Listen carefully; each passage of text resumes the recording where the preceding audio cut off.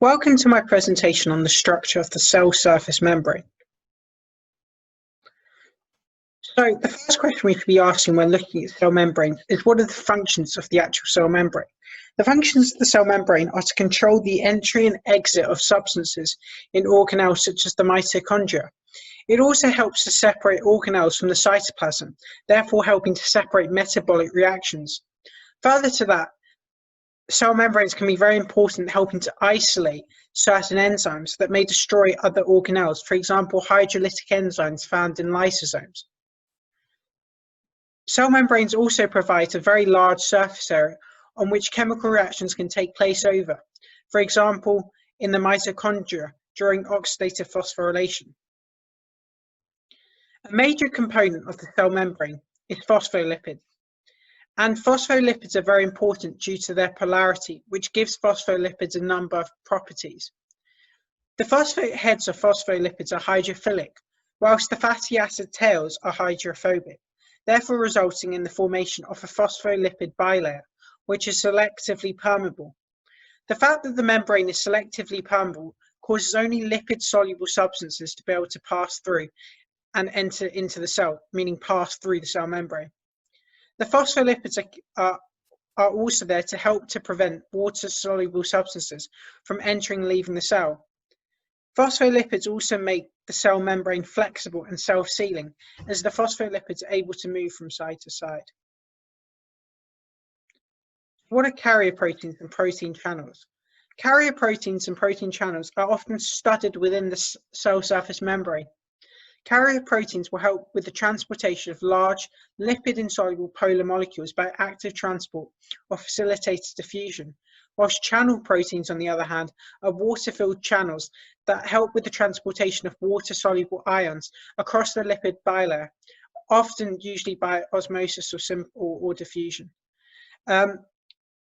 Small lipid-insoluble and non-polar ions are able to diffuse right through the cell membrane by simple diffusion and do not therefore require the use of protein channels or carrier proteins. What is cholesterol? Cholesterol is a major part of the cell membrane, and it is important in helping to strengthen and maintain the fluidity of the cell membrane. Cholesterol is usually found within the inner part of the cell membrane, and because cholesterol molecules are hydrophobic, which means they are scared of water, they play an important part in helping to prevent the water loss from cells.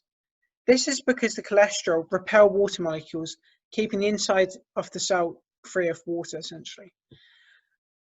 Cholesterol molecules are found in the center of the phospholipid bilayer, and thus help to pull in the fatty acid tails, helping to maintain the strength of the cell membrane and its rigidity. Cholesterol is able to make cell membranes less fluid at high temperatures, thus helping to maintain the structure and the functioning of the cell membrane, because at high temperatures can melt the phospholipids in a small sort of way, therefore changing the structure. And because of the cholesterol, it keeps the cell membrane together, keeping them tight together so that the cell membrane can continue to function.